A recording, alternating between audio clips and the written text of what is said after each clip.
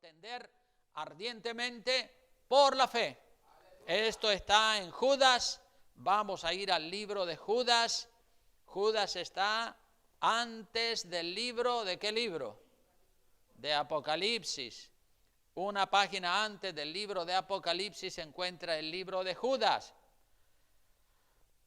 Y en el versículo 3 de ese capítulo, que solo tiene un capítulo con 25 versículos, en el capítulo 3 está el título del mensaje: contender ardientemente, ¿por qué cosa?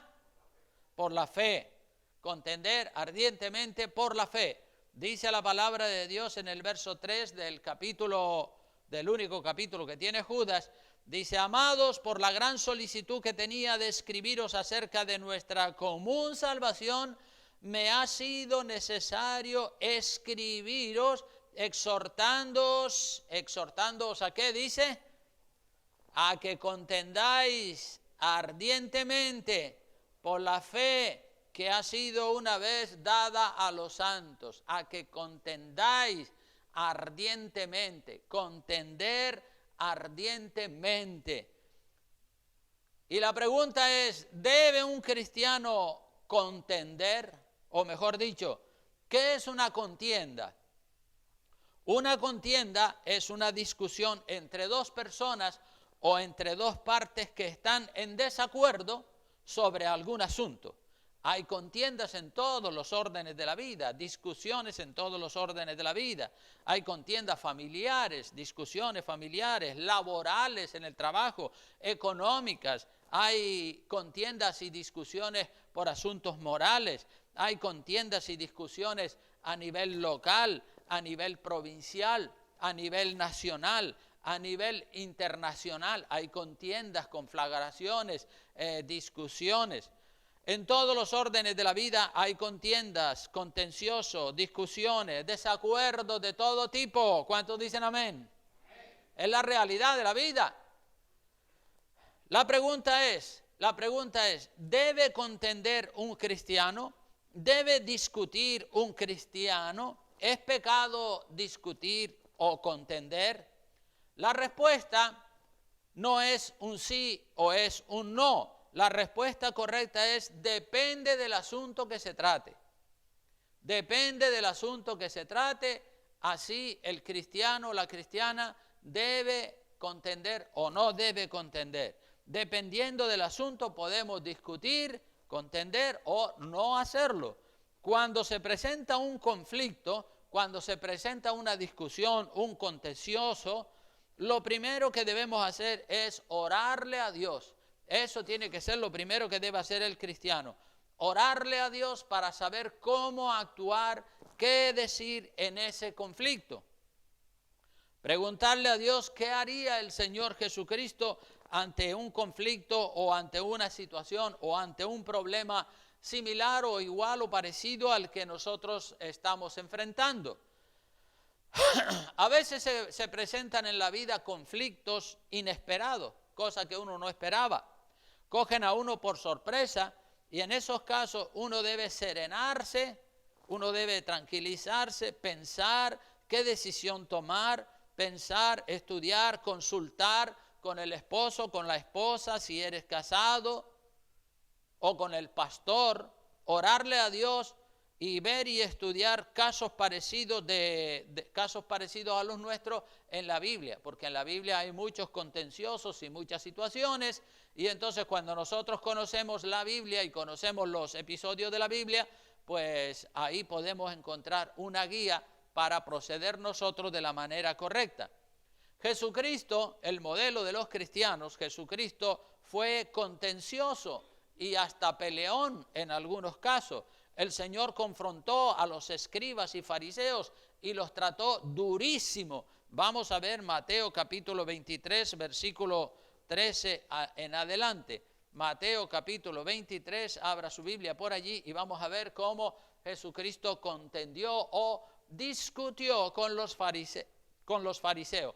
En este capítulo 23 de San Mateo, a partir del versículo 13, vemos que el Señor Jesucristo le habla durísimo y los confronta los confronta, pero bien, bien fuerte. Dice en el verso 13, mas ay de vosotros, escribas y fariseos, porque cerráis el reino de los cielos delante de los hombres, pues ni aún entráis vosotros, ni dejáis entrar a los que están entrando. Por eso son hipócritas. En la segunda hipocresía que le cita el Señor, dice, ay de vosotros, verso 14, escribas y fariseos, hipócritas, porque devoráis las casas de las viudas y como pretexto hacéis largas oraciones, por eso recibiréis mayor condenación. Las oraciones que hacían eran como una cortina de humo para impresionar a la gente, ¿verdad? A la gente ingenua. Pero al Señor Jesucristo nadie le impresiona con una cortina de humo o con una oración, ¿verdad? El 15 dice la tercera reprimenda, dice, ay de vosotros, escribas y fariseos, hipócritas, porque recorréis mar y tierra para ser un prosélito, para ganarse una persona para el judaísmo, y una vez hecho, lo hacéis 2 veces más hijo del infierno que vosotros. Es decir, en lugar de llevarlo a una vida de santidad, lo llevan a una vida de hipocresía. La cuarta reprimenda dice, ay de vosotros, guías ciegos, que decís, si alguno jura por el templo no es nada, pero si alguno jura por el oro del templo es deudor. Insensatos y ciegos, porque ¿cuál es el mayor, el oro o el templo que santifica el oro?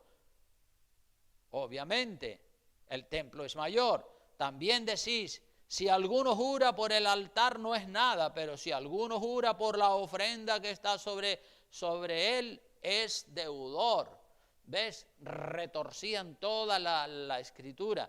En la quinta reprimenda dicen necios, ciegos, porque ¿cuál es mayor, la ofrenda o el altar que santifica la ofrenda?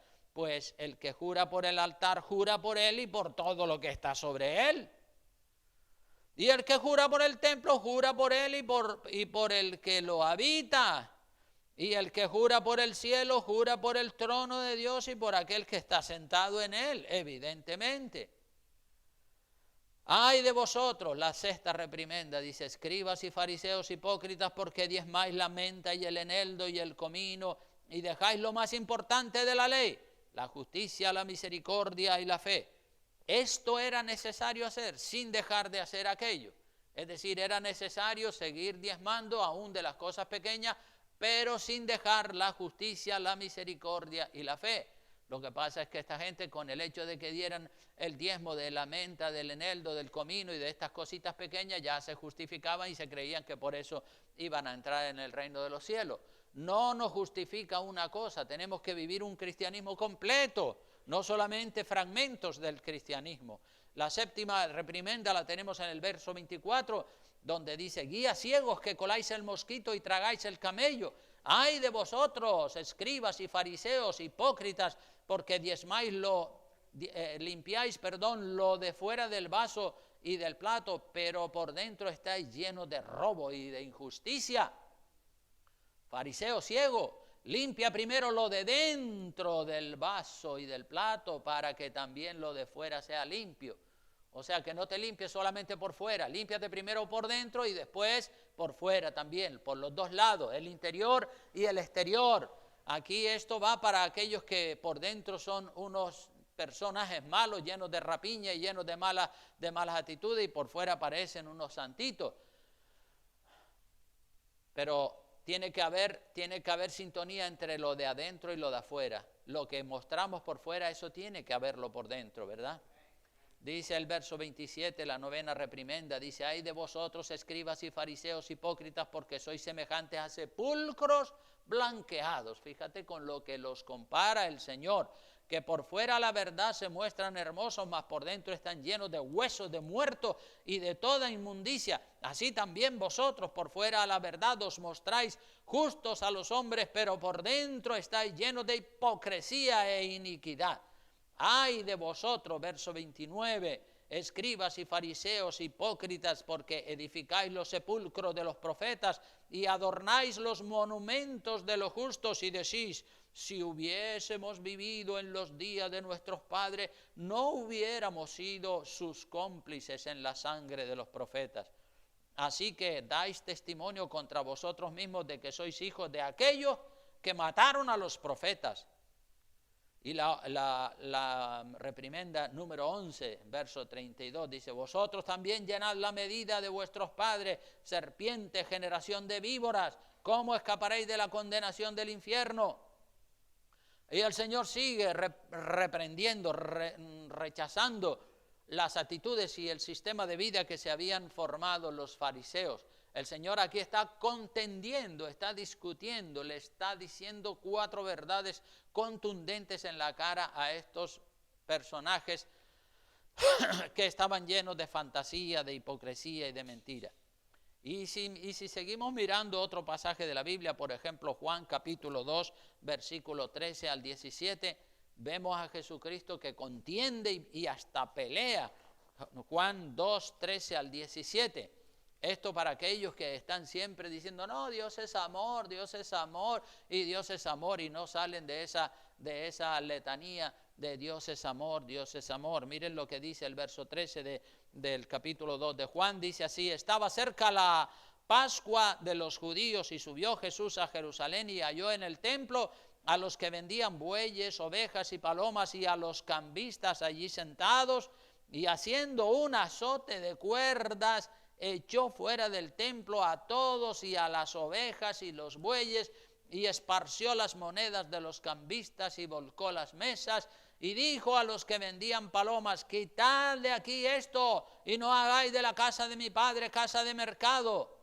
Entonces se acordaron sus discípulos que está escrito: el celo de tu casa me consume. ¿Ven? Celo, pasión, eso es lo que hay que tener, celo por la casa de Dios. Y ahí Jesucristo hasta hace un látigo de cuerdas y azota a todos estos que están profanando aquel lugar santo y convirtiéndolo en un mercadillo.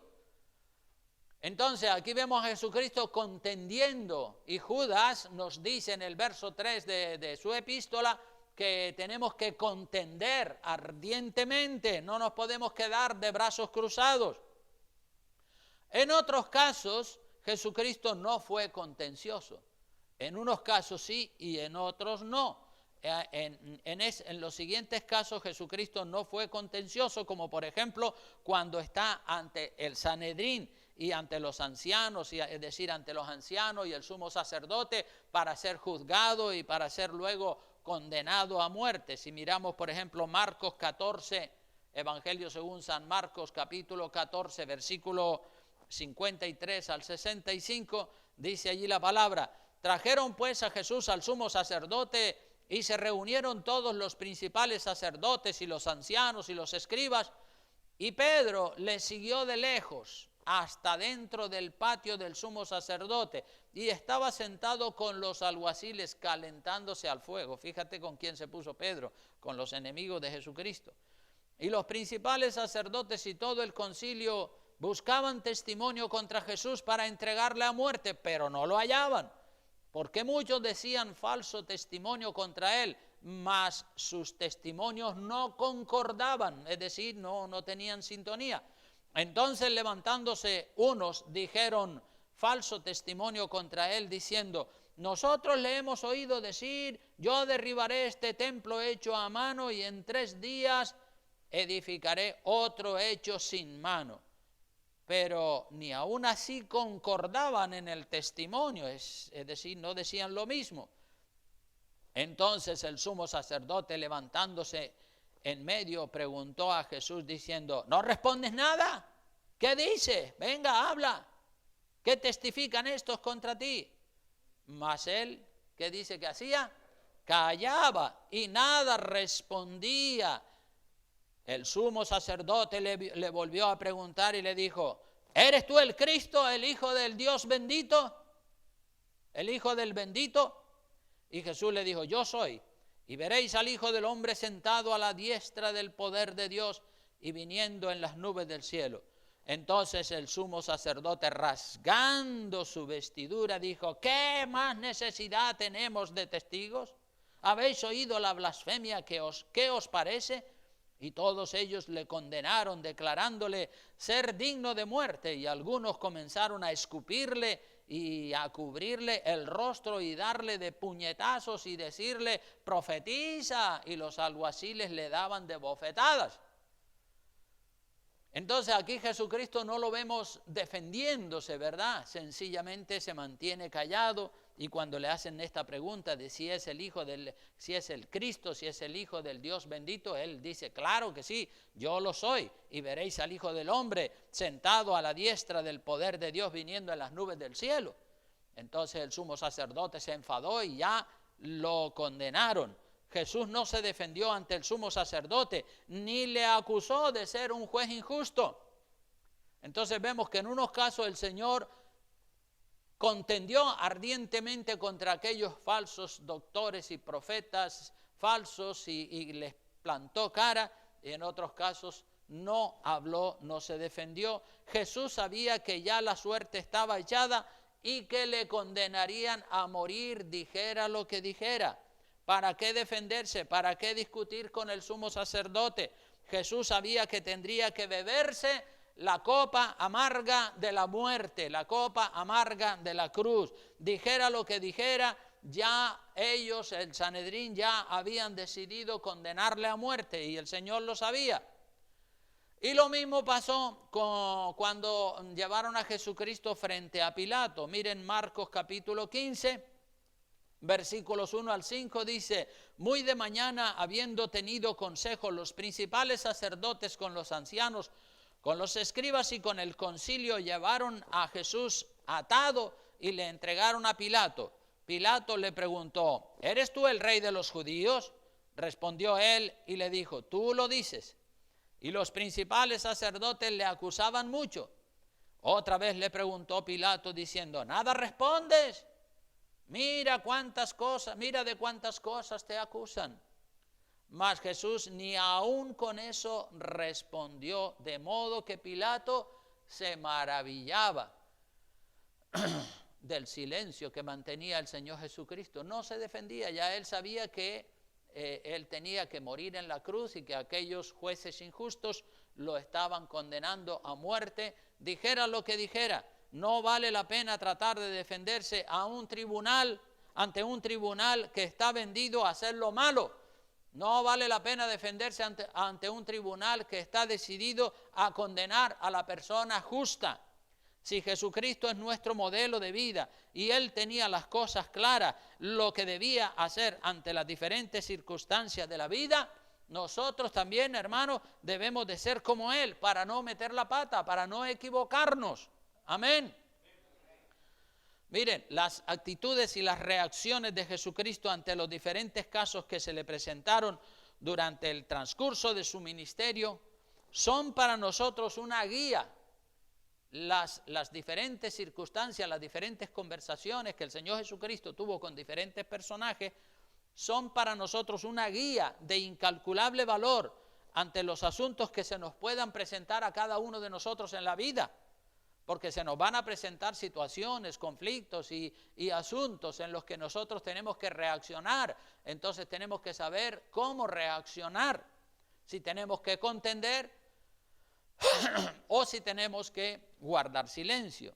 Pero vemos en Jesucristo qué dominio de la situación, qué control de los sentimientos tenía el Señor Jesucristo, qué equilibrio, qué dominio propio, qué saber para actuar correctamente en cada caso. Jesucristo nunca se pasó de la raya, Jesucristo nunca se quedó corto, siempre hizo lo correcto. Y cuando nosotros examinamos la vida y las reacciones de Jesucristo ante las circunstancias de la vida, decimos, siempre reaccionó de la manera exacta. Habló cuando tenía que hablar, mantuvo la boca cerrada cuando la tenía que mantener cerrada. ¿Cuánto nos falta a nosotros para aprender de Jesucristo, para llegar a ser como Él? ¿Cuántos quieren ser como Jesucristo? Amén, ¿verdad? La pregunta es, ¿estás mejorando tu manera de pensar y tu manera de hacer las cosas para llegar a ser como Él? Esa es la pregunta del millón. ¿Estás mejorando tu manera de pensar? ¿Estás cambiando tus actitudes para llegar a ser como Él? ¿Quieres llegar a ser como Él? Todos dicen, sí, amén, claro, pero ¿estás haciendo lo que procede para llegar a esa meta? Si no haces nada, ¿cómo vas a llegar a la meta? Si no luchas, ¿cómo vas a tener la victoria? ¿Actúas y respondes de manera correcta como padre, como madre, como hijo, como cristiano, como cristiana en todas las circunstancias y en todos los asuntos de la vida? ¿O te quedas corto o te pasas de la raya? Por lo general, los seres humanos nos quedamos cortos o nos pasamos de la raya. Pero el equilibrio, nos falta el equilibrio, el saber estar en cada circunstancia con la actitud correcta. A todos en el transcurso de la vida se nos van a presentar casos, se nos van a presentar situaciones. ¿Hacemos lo correcto en cada caso? ¿Evangelizamos y hablamos cuando nos toca hacerlo o mantenemos la boca cerrada? A veces tenemos que hablar y nos callamos. Cuando tenemos que hablar nos callamos. Y a veces tenemos que callar y hablamos. Es decir, hacemos justo lo contrario de lo que hizo Jesucristo.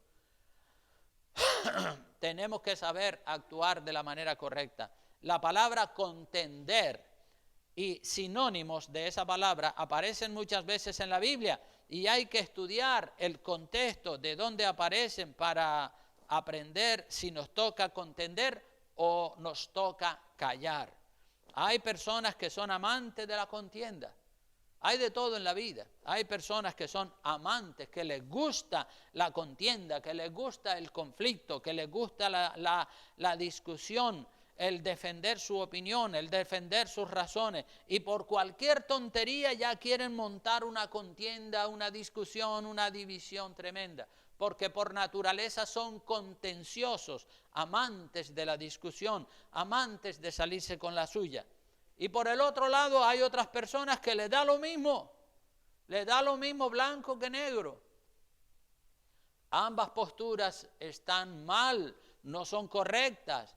Cada asunto debe ser tratado con humildad, con oración y sobre todo con una base bíblica en la palabra de Dios para no pasarnos ni quedarnos cortos. La palabra de Dios nos dice que no debemos ser contenciosos, es decir, que no debemos ser propensos a iniciar contiendas, discusiones, por cualquier bobada, por cualquier tontería. Vamos a ver lo que dice Romanos capítulo 2, versículos 5 al 8. Romanos capítulo 2, versículos 5 al 8 dice la palabra de Dios así. Dice, pero por tu dureza y por tu corazón no arrepentido atesoras para ti mismo ira para el día de la ira y de la revelación del justo juicio de Dios, el cual pagará a cada uno conforme a sus obras. Vida eterna a los que perseverando en bien hacer buscan gloria y honra e inmortalidad, pero ira y enojo a los que son, ¿qué dice? Contenciosos, es decir, a los que están predispuestos siempre a contender, a llevar la contraria, a buscarle los 5 pies al gato. Ira y enojo a los que son contenciosos y no obedecen a la verdad, sino que obedecen a la injusticia. Y si vamos al segundo libro de Timoteo, también allí se nos habla acerca de la contienda. Segundo libro de Timoteo, en el capítulo 2 y versículo 14, dice, recuérdales esto, exhortándoles delante del Señor a que no contiendan sobre palabras, lo cual para nada aprovecha, sino que es para perdición de los oyentes, que no sean contenciosos por una tontería. El versículo 22 de ese mismo capítulo sigue diciéndole el apóstol San Pablo a Timoteo, le dice, huye también de las pasiones juveniles y sigue la justicia, la fe, el amor y la paz, con todos los que de corazón limpio invocan al Señor, pero desecha las cuestiones necias e insensatas, sabiendo que engendran, ¿qué cosa? Contiendas y discusiones, porque el siervo del Señor no debe ser, ¿cómo no debe ser? Contencioso, es decir, predispuesto a contender, a discutir por cualquier tontería. No, así no, sino amable para con todos, apto para enseñar a los demás. Claro, por eso es que estamos dando el discipulado y ese curso bíblico aquí todos los martes para que aprendan, para que todos después puedan ser maestros y enseñar a los demás. Dice el verso 24, el 25, perdón, dice que con mansedumbre corrija a los que se oponen, por si quizás Dios les conceda que se arrepientan para conocer la verdad. Es decir, que el siervo del Señor con mansedumbre tiene que corregir a aquellas personas que son contenciosas y a aquellas personas que resisten y se oponen a la verdad. Tiene que decirle, no, estás equivocado, no es así, hijo mío o hija, no es así, hermano, estás equivocado. Con mansedumbre corrija a los que se oponen, por si quizás Dios les conceda que se arrepientan para conocer la verdad y escapen del lazo del diablo en el que están cautivos a voluntad de él. Entonces, el hombre y la mujer de Dios debe ser persona serena, tranquila, firme en la sana doctrina, lleno de amabilidad, lleno de mansedumbre, lleno de paciencia para corregir errores en los demás y en sí mismo primero. Cuando se trata de defender doctrinas bíblicas, hermanos, ahí sí que nos toca contender. Repito, cuando se trata de defender doctrinas bíblicas, ahí sí que nos toca contender, o más bien pararle los pies a los falsos profetas que vienen con doctrinas raras y extrañas y antibíblicas, como son los testigos de Jehová, los mormones, los católicos, los musulmanes, los ateos, los adventistas y aún aquellos que llamándose cristianos evangélicos vienen con rarezas y con doctrinas raras y extrañas, con mentiras falsas. Recuerden lo que dice Judas. Vamos a ir otra vez a Judas, el penúltimo libro de la Biblia, en el capítulo... El único capítulo que tiene, versículo 3 en adelante. Veamos lo que dice. Dice, amados, por la gran solicitud que tenía de escribiros acerca de nuestra común salvación, me ha sido necesario escribiros exhortándoos, dándoles un mensaje de exhortación por la fe que ha sido una vez dada a los santos. Que contiendan, sí, tiene razón, que contendáis ardientemente por la fe que ha sido una vez dada a los santos. La palabra fe ahí se refiere a la doctrina. Que contendamos por la doctrina, que no permitamos que nos metan gatos por liebres, que no dejemos que nos metan falsa doctrina. Ahí sí tenemos que contender, si hay que discutir y hay que plantarle cara al falso profeta o al falso hermano que viene con una teoría, con un chisme, con un cuento, con una mentira. Ahí nosotros tenemos que ser firmes y plantarle cara a ese hermano o a ese supuesto hermano o supuesta hermana o a ese falso profeta. Aquí tenemos en el libro de Judas una exhortación a que le plantemos cara y si hace falta contender o confrontar algo que trae ese falso profeta, que lo hagamos. No nos podemos quedar callados cuando alguien está enseñando alguna falsa doctrina delante de nuestros ojos. No nos podemos quedar callados, tenemos que decirle no, así no dice la Biblia. La Biblia dice así y así y así. Esta es la sana doctrina. No tenga miedo, hermano, no tenga miedo de confrontar las falsas doctrinas, porque a veces, no siempre, pero a veces nos toca confrontar. Y ves una persona por allí diciendo 4 disparates, 4 tonterías y te quedas callado. No, tienes que decir no, estás equivocado. Eso que acabas de declarar, eso que acabas de decir, no es así como tú dices. La Biblia dice tal, le explica bien lo que dice la Biblia y entonces dejas a la persona sin argumentos. Porque la palabra de Dios a ti te pueden rebatir, pero cuando tú dices así dice el Señor. El otro día un hermano me contó que había oído un comentario diciendo diciendo a algunas personas, no, con el pastor no se puede hablar porque cuando vas a hablar con el pastor, él te dice, mira lo que dice la Biblia, te lleva siempre a la Biblia y entonces ya te deja sin argumentos. Claro, pues ¿a dónde lo voy a llevar? Sino a la palabra de Dios. Entonces, si yo trato de rebatir o de refutar un argumento con argumentos humanos, entonces, claro, me derrotan. Pero si yo le digo a una persona que viene con una falsa doctrina, mira, estás equivocado, mira lo que dice la Biblia aquí, entonces ya se queda con la pared de frente. Ya no puede rebatir porque es palabra de Dios. La palabra de Dios es una espada poderosa. Amén. Así que no tenga miedo de confrontar las falsas doctrinas. A veces nos toca hacerlo. Hágalo sin complejo, sin timidez, sin miedo, sin vergüenza. A veces hay que contender y pelear con el mismo diablo. El diablo, vamos a seguir leyendo ahí en Judas, en el verso 4, dice, porque algunos hombres, fíjate, la advertencia tiene una razón de ser. La advertencia a que contendamos, ahí está en el verso 4.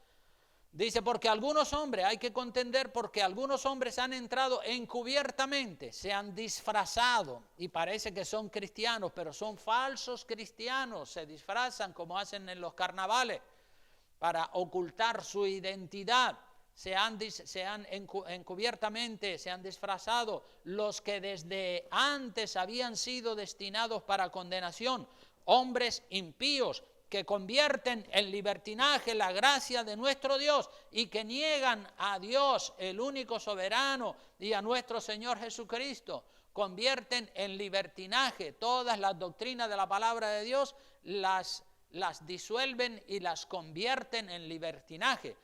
Mas quiero, verso 5, recordaros que ya que una vez lo habéis oído, lo habéis sabido, que el Señor, habiendo salvado al pueblo, sacándolo de Egipto, después destruyó a los que no creyeron en el desierto. Y a los ángeles, fíjate, nos pone los egipcios que salieron, los hebreos que salieron de Egipto, y los ángeles en el versículo 6, que no guardaron su dignidad, sino que abandonaron su propia morada, los ha guardado bajo oscuridad, en prisiones eternas para el juicio del gran día. Y también otro ejemplo, el de Sodoma y Gomorra, verso 7, y las ciudades vecinas, las cuales, de la misma manera que aquellos habiendo fornicado e ido en pos de vicios contra naturaleza, homosexualidad, lesbianismo, eso es contra naturaleza, fueron puestas, por ejemplo, sufriendo el castigo del fuego eterno. No obstante, verso 8, de la misma manera también estos soñadores, estos falsos profetas que vienen con tanta fantasía, mancillan, ensucian la carne, rechazan la autoridad y blasfeman de las autoridades, de las potestades superiores. Pero cuando el arcángel Miguel contendía, peleaba, discutía con el diablo, disputando con él por el cuerpo de Moisés, no se atrevió a proferir juicio de maldición contra él, contra el diablo, sino que dijo, el Señor te reprenda. El arcángel Miguel dijo, el Señor te reprenda. Y cuando el Señor reprenda al diablo, el diablo sale como un rayo, huye. Así que el diablo quería poseer el cuerpo de Moisés y estaba peleando con el arcángel Miguel para quitarle el cuerpo de Moisés. Probablemente el diablo lo que pretendía hacer con el cuerpo de Moisés era enterrarlo en algún panteón funerario donde estuviera visible para los hebreos, para que los hebreos fueran a idolatrar el cuerpo de Moisés allí. Pero el diablo no se pudo salir con la suya. El Señor reprendió al diablo y el diablo ni nadie sabe dónde está enterrado el cuerpo de Moisés. Hermanos, la doctrina es más importante que el dinero. Si tienes una diferencia con alguien por alguna situación económica, por algún dinero que te deben, a veces es mejor perderlo que entrar en una contienda o en una discusión. No merece la pena discutir por cosas materiales. Pero si la contienda o la diferencia es por cuestiones de doctrina, eso sí hay que aclararlo con la palabra de Dios en la mano. Por eso sí tenemos que contender y tenemos que plantarle cara a aquella persona que viene con chismes, con cuentos, con mentiras, con falsas doctrinas. En la Biblia tenemos una contienda entre los cristianos. Vamos a ir a ver el capítulo 15 del libro de los Hechos para que veamos una contienda que se produjo entre cristianos, porque entre cristianos también a veces hay contiendas. o entre cristianos y otros que parece que son medio cristianos. Vamos a ir al capítulo 15 del libro de Hechos de los Apóstoles, en el versículo 1, ahí tenemos una discusión, una contienda. Dice, entonces algunos que venían de Judea enseñaban, verso 1 del capítulo 15 de los Hechos, dice, enseñaban a los hermanos, si no os circuncidáis conforme al rito de Moisés, no podéis ser salvos. Esta era la postura teológica de aquellos que se les llamaba judaizantes, que decían que sí, Cristo sí, pero la ley de Moisés y los ritos y los sacrificios y la circuncisión, eso también. Entonces dice, como Pablo y Bernabé tuviesen una discusión y una contienda no pequeña, fue bastante grande con ellos, con los que defendían que había que circuncidarse y que guardar la ley de Moisés, y Pablo decía, no hay que circuncidarse, ya no hay más sacrificios, pero estos judaizantes decían, no, sí los hay, y no podemos darle la espalda a la ley de Moisés. Y como Pablo y Moisés dice que tuvieron una discusión y una contienda no pequeña, ¿Perdón? Gracias, hermano. A veces me equivoco. Pablo y Bernabé, gracias, tuviesen una discusión y contienda no pequeña con ellos, se dispuso que subiesen Pablo y Bernabé a Jerusalén y algunos otros de ellos a los apóstoles y los ancianos para tratar esta cuestión. Es decir, como había un desacuerdo tremendo en la iglesia en Antioquía, había un grupo que decía, sí, Jesucristo sí, pero la ley de Moisés también. Hay que guardar la ley, hay que circuncidarse y hay que guardar los ritos de la ley, porque si no, no podemos ser salvos. Entonces Pablo y Bernabé decían, no, ya no hay más sacrificio, ya no hay que circuncidarse, que sí que hay que circuncidarse, que tal, que cual. Y una discusión acalorada y tremenda, y entonces dice, bueno, ¿y qué hacemos aquí? Pues mira, dice que se dispuso que fuesen a Jerusalén, como Pablo, la segunda parte, algunos, en otras palabras del verso 2 y verso 3, se manda a Pablo y a Bernabé y a algunos otros hermanos para que vayan a Jerusalén a hablar con los apóstoles, a ver cuál es la doctrina correcta.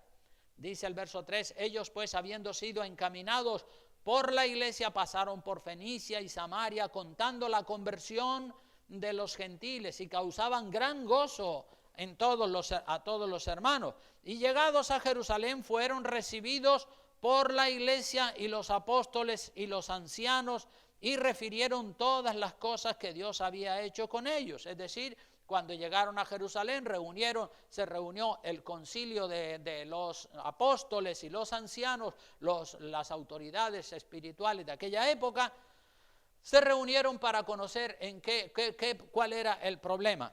Y dice el verso 5, pero algunos de la secta de los fariseos, gente que había recibido a Cristo, pero que también estaban del lado de los fariseos, que habían creído en Jesucristo, pero no estaban dispuestos a renunciar a los ritos de la ley ni a la circuncisión. Dice que se levantaron diciendo, es necesario circuncidarles y mandarles que guarden la ley de Moisés. O sea que no solo en Antioquía había un grupo de judaizantes, sino que ahora que llegan a Jerusalén también se encuentran con el mismo problema. Gente también de los judaizantes dicen, no, hay que guardar la ley, hay que circuncidarse, si no, no pueden ser salvos. Dice el verso 6, se reunieron los apóstoles y ancianos para conocer este asunto. Después de mucha discusión, o sea que hubo un debate allí también entre los apóstoles, dice, Pedro se levantó y le dijo, varones hermanos, vosotros sabéis cómo hace algún tiempo que Dios escogió que los gentiles oyesen por mi boca la palabra del evangelio y creyesen. Y Dios, que conoce los corazones, les dio testimonio, dándoles el Espíritu Santo lo mismo que a nosotros que somos judíos, también los gentiles lo recibieron. Y ninguna diferencia hizo entre nosotros y ellos, purificando por la fe sus corazones. Ahora pues, sigue diciendo Pedro, ¿por qué tentáis a Dios poniendo sobre la cerviz de los discípulos un yugo, el yugo de la ley, que ni nosotros, ni nuestros padres, ni nosotros hemos podido llevar? Antes creemos que por la gracia del Señor Jesús seremos salvos de igual modo que ellos. Entonces toda la multitud cayó, se callaron todos después de haber oído a Pedro y oyeron a Bernabé y a Pablo, que contaban cuán grandes señales y maravillas había hecho Dios por medio de ellos entre los gentiles, entre los paganos. Y cuando ellos callaron, Jacobo respondió diciendo, parece que Jacobo fue el presidente de esta asamblea, según lo que dice aquí, Jacobo respondió diciendo, varones hermanos, oídme. Simón ha contado cómo Dios visitó por primera vez a los gentiles para tomar de ellos pueblo para su nombre. Y con esto concuerdan las palabras de los profetas, como está escrito, después de esto volveré y reedificaré el tabernáculo de David que está caído, y prepararé sus ruinas y lo volveré a levantar para que el resto de los hombres, ya no solo los judíos, sino también los gentiles, busquen al Señor. Y todos los gentiles sobre los cuales es invocado mi nombre. O sea que Santiago cita las profecías bíblicas. Dice el Señor que hace conocer todo esto desde tiempos antiguos. Por lo cual yo juzgo, dice Santiago, que no se inquiete a los gentiles que se convierten a Dios, sino, es decir, que no se les obligue a que se circunciden y a que guarden la ley, como dice el grupo de los judaizantes, sino que se les escriba que se aparten de las contaminaciones de los ídolos, número 1, de fornicación, número 2, de ahogado, número 3, y de sangre, número 4. Porque Moisés desde tiempos antiguos tiene en cada ciudad quien lo predique en la sinagoga, donde es leído cada día de reposo. Entonces pareció bien a los apóstoles y a los ancianos con toda la iglesia elegir de entre ellos varones y enviarlos a Antioquía con Pablo y Bernabé, a Judas que tenía por sobrenombre Barsabás y a Silas, varones principales entre los hermanos, y escribir por conducto de ellos, es decir, escribir una carta y dársela a estos varones para que fueran a Antioquía a explicar cuál era la postura bíblica ordenada por los apóstoles. Escribir por conducto de ellos los apóstoles y los ancianos y los hermanos a los hermanos de entre los gentiles que están en Antioquía, en Siria y en Cilicia, salud. Por cuanto hemos oído, decía la carta, por cuanto hemos oído que algunos que han salido de nosotros, a los cuales no dimos orden, os han inquietado con palabras perturbando vuestras almas, mandando circuncidaros y guardar la ley. Es decir, están diciendo, miren, esas personas que dicen que hay que guardar la ley, salieron de nosotros pero no eran de nosotros. Esas personas no están autorizadas. Dice el verso 25, nos ha parecido bien, habiendo llegado a un acuerdo, elegir varones y enviarlos a vosotros con vuestros amados Bernabé y Pablo, hombres que han expuesto su vida por el nombre de nuestro Señor Jesucristo. Así que enviamos a Judas y a Silas, los cuales también de palabra os harán saber lo mismo que dice la carta. Porque ha parecido bien, fíjate lo que dice, el verso 28, muy importante, dice, porque ha parecido bien al Espíritu Santo, o sea que ellos estaban llenos del Espíritu Santo, y consultaron al Espíritu, consultaron a Dios a través del Espíritu Santo. Ha parecido bien al Espíritu Santo y a nosotros no imponeros ninguna carga más que estas cosas necesarias, que os abstengáis de lo sacrificado a los ídolos. Se repite otra vez el verso 20. En el 29 dice que os abstengáis de lo sacrificado a los ídolos, número 1, de sangre, número 2, de comer sangre, de comer animales que se habían ahogado o asfixiado y tenían la sangre dentro de la carne, y de fornicación, de las cuales cosas si os guardareis, bien haréis, pasadlo bien. Y bueno, pues la Biblia sigue diciendo, así pues los que fueron enviados descendieron a Antioquía y reuniendo a la congregación, entregaron la carta y habiendo leído la cual se regocijaron por la consolación. Dijeron, qué bien, gracias Señor, ya salimos de esa duda, no es necesario circuncidarse, no es necesario guardar la ley, gloria a Dios. Se quedaron contentos, se quedaron felices. Los apóstoles, que eran las máximas autoridades, dieron esta respuesta después de haber consultado al Espíritu Santo.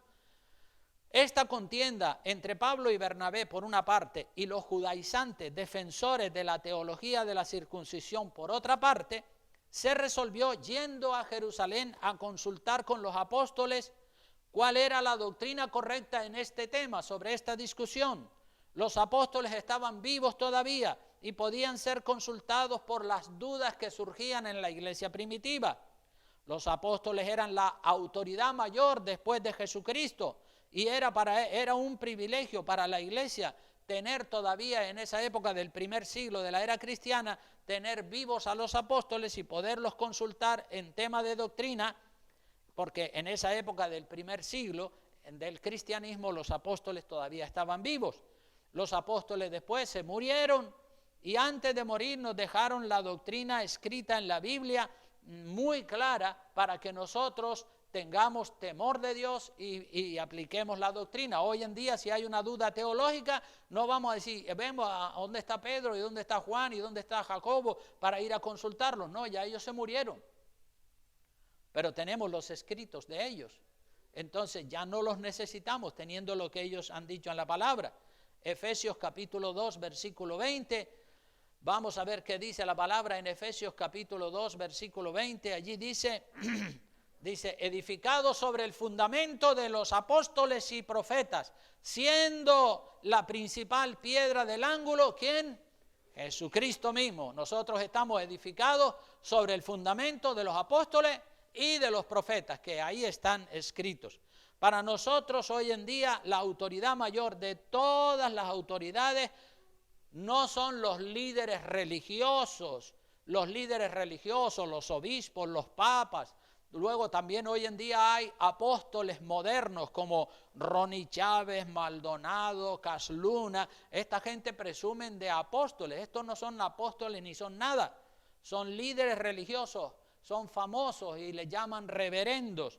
Pero la autoridad mayor que existe hoy en día a nivel de doctrina es la palabra de Dios, no esos hombres, esos líderes religiosos. La autoridad más grande es la palabra de Dios. Amén.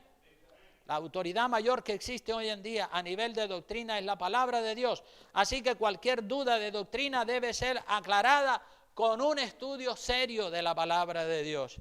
Para aclarar temas doctrinales vemos que Pablo, Bernabé viajan muchos kilómetros a pie hasta llegar a Jerusalén donde estaban los apóstoles. Pero no hay que creer cualquier doctrina, hay que creer solamente la verdad, la verdadera doctrina. Hay que contender por la fe, es decir, por el conjunto de sanas doctrinas que contiene la palabra de Dios. Dios desea, hermanos, que los cristianos sean guardianes de la fe, que sean guardianes de la sana doctrina. Usted y yo tenemos que ser guardianes y defender, y si es necesario contender, pues contendemos por la sana doctrina. Yo mismo he tenido que contender aquí en Canarias con muchas personas que me han estado presionando para que yo acepte y predique doctrinas liberales, doctrinas modernas, doctrinas de feminismo, doctrinas de puerta ancha, doctrinas de prosperidad, doctrinas de emocionalismo, de profecía falsa, de show, de espectáculos y de seguir a hombres. Pero yo me he negado, he tenido muchos choques y muchos encontronazos teológicos con muchas personas, pero yo no me aparto de la sana doctrina. No me aparto de lo que dice la palabra de Dios, ni por fama, ni por dinero, ni por ninguna otra razón. Amén. Somos puerta estrecha, somos camino angosto, como dice Mateo. Busque Mateo capítulo 7, versículo 14. Allí dice la palabra de Dios, porque estrecha es la puerta y angosto el camino que lleva a la vida, y pocos son los que la hallan. Ese es el camino verdadero, la puerta estrecha, el camino angosto, no la puerta ancha. Así que somos puerta estrecha. Por eso muchas personas dicen, uy, ahí no, vamos a una iglesia que tolere el pecado y que tolere todo lo que está mal. También somos senda antigua. Aunque nos digan, ustedes son anticuados, ustedes están en las antípodas. Pero mira lo que dice Jeremías 6:16. Dice así la palabra del Señor, dice así dijo Jehová, paraos en los caminos y mirad y preguntad por las sendas modernas, dice, por la senda antigua, no se avergüence de llevar la senda antigua, cuál sea el buen camino y andad por él y hallaréis descanso para vuestras almas. Más dice, dijeron no andaremos. Aquella generación de la época de Jeremías dijeron no, por la senda antigua no, por la moderna es por donde queremos ir. Rebelión. Pero el verdadero hombre y la verdadera mujer dice, yo ando por la senda estrecha.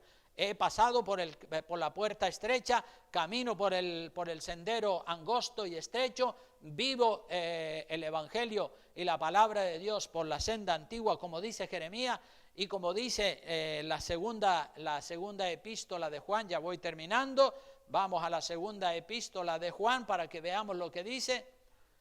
Un poco antes de Judas se encuentra la segunda epístola de Juan, que solo tiene también un solo capítulo. En los versículos 9 al 11 dice, cualquiera que se extravía y no persevera, ¿en qué dice? En la doctrina de Cristo. En la doctrina, fíjate que el estar en la doctrina es muy importante. Dice, no, cualquiera que se extravía y no persevera en la doctrina de Cristo, no tiene a Dios. No lo tiene, aunque hable de Dios, no tiene a Dios, lo dice la palabra. El que persevera en la doctrina de Cristo, ese sí tiene al Padre y al Hijo. Si alguno viene a vosotros y no trae esta doctrina, ¿cuál doctrina? La doctrina de la palabra de Dios. Dice, no lo recibáis en casa, ni le digáis bienvenido, porque el que le dice bienvenido participa de sus malas obras. Es decir, por causa de doctrina sí tenemos que confrontar y tenemos que pararle los pies a la gente. La doctrina sí tenemos que contender o tenemos que discutir sin llegar a ofender a la persona. La sana doctrina, la verdadera doctrina que predicamos aquí, lo tenemos que hacer. El apóstol Pablo aconseja a Timoteo que tenga cuidado de sí mismo y de la doctrina. Vamos a ir a Primera de Timoteo, capítulo 1, versículos 9. Primera de Timoteo, capítulo 1, versículo 9 al 11, dice así. 9 al 11 dice, conociendo esto, que la ley no fue dada para el justo, sino para los transgresores y desobedientes, para los impíos y pecadores, para los irreverentes y profanos, para los parricidas y matricidas, para los homicidas, para los fornicarios, para los sodomitas, para los secuestradores, para los mentirosos y perjuros, y para cuanto se oponga, ¿a qué dice? A la sana doctrina. La sana doctrina es muy importante. El capítulo 4 de ese mismo libro, en el versículo 16, otra vez el apóstol Pablo insiste sobre la sana doctrina. Verso 6 del 16 del capítulo 4 dice, ten cuidado de ti mismo y de qué más dice, de la doctrina. Persiste en ello, pues haciendo esto te salvarás a ti mismo y a los que te oyen. La sana doctrina. Y el capítulo 6 de ese mismo libro, en el versículo 3 al 12, dice, si alguno enseña otra cosa y no se conforma a las sanas palabras de nuestro Señor Jesucristo, ¿y a qué dice? Y a la doctrina que es conforme a piedad, está envanecido, nada sabe y delira acerca de cuestiones y contiendas y palabras de las cuales nacen envidia, pleitos, blasfemias, malas sospechas, disputas necias de hombres corruptos de entendimiento y privados de la verdad, que toman la piedad como fuente de ganancia. Apártate de los tales.